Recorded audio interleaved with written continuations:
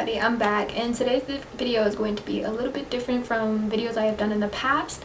I wanted to branch out and do something new and something that I find very interesting. I'm going to be doing a book review slash movie review on a novel called The Hate U Give that came out in theaters on October 15th, I believe. So The Hate U Give is a novel about a young girl named Star who comes from a black family living in a predominantly black neighborhood, and she witnesses her childhood best friend get shot by a police officer right in front of her.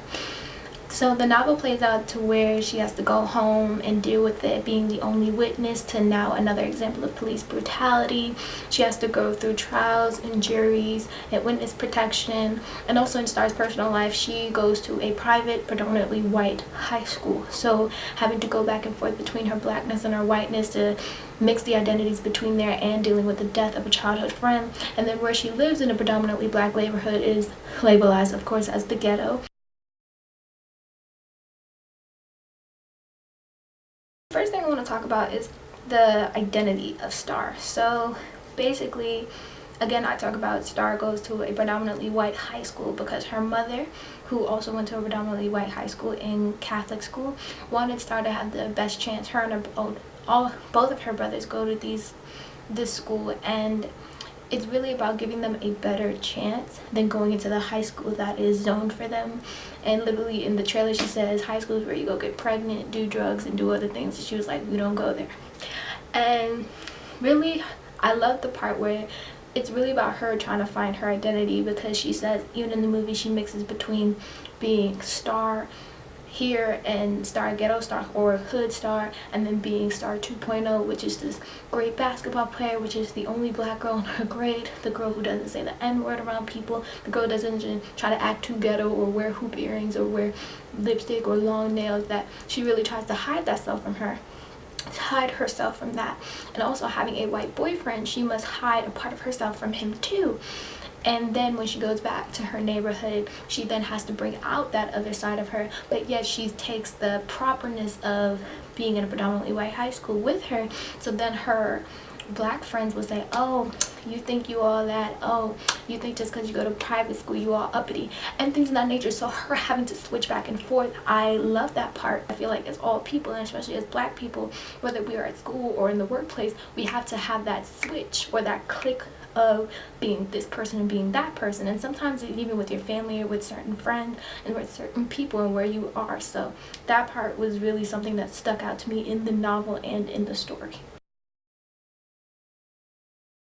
Another thing that really got me about the novel is the institutionalized society. And with that, it's her and Star's father is a convict who grew up in the bad neighborhoods, and he was a drug dealer at one point, but you know, he turned his life around for his wife and for his children. So he goes by the Black Panther 10-point creed, I think, which I personally don't know, but he lives by that and he makes sure his children know each of those creeds.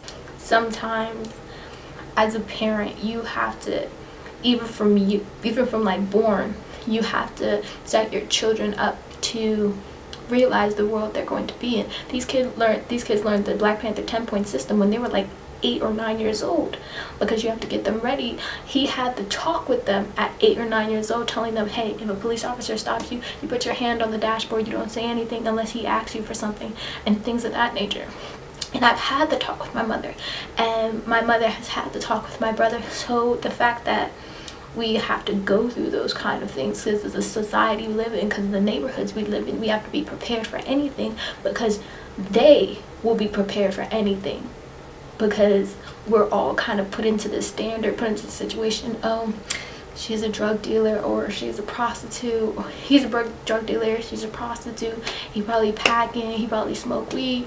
When you see this little black boy, do you see a guy that's just buying in Arizona and Skittles, or do you see a thug? You know, so it's really something that we have to teach ourselves, which is so bad. We have to teach our kids that. We teach our kids to fear the police before we respect them, to fear that they're going to shoot you first. So you have to dumbify, you have to do nothing, you don't give them a reason to want to kill you. And it's sad. And that's the institutionalized way we live in. And I think it's very important that we realize that.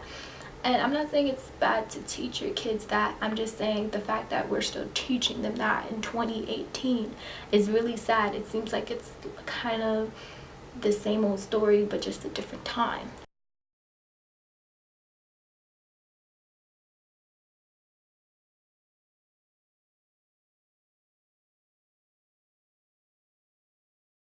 The last thing I wanted to talk about in this book was about Star being she was about 16 or 17 years old in the book, has to go on trial and defend her friend, who these people already probably think is a drug dealer.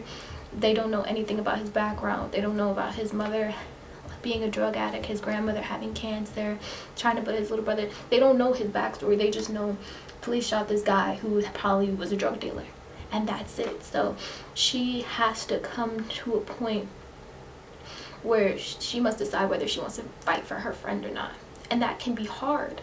You're about to go through a justice system. You're a 16-year-old black girl about to go against the justice system, a system that wasn't created for you or by you, and therefore you have kind of no hope in it. And eventually she has to really decide if her voice matters. And I think it's an internal thing about using your voice. The First Amendment right is freedom of speech, freedom to protest, and things of that nature. So what I loved about the story is that it really told how scary it can be to use your voice. You know, no matter who you are, what skin color you are, religion, language you speak, nationality, political spectrum, you know, we can all agree that our voices matter.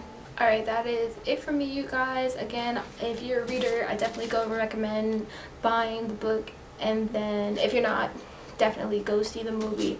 And I just recommend anybody to go see the movie, because in my senses, I took it even as if that it was more than being about color. It was about being a minority in a society that wasn't made for you, and that already kind of paints a picture of you before they even see your face. Alright guys, so that is all from me. Hopefully you have enjoyed this video, and I definitely have enjoyed talking about it because I'm really passionate about this book and I think it's great.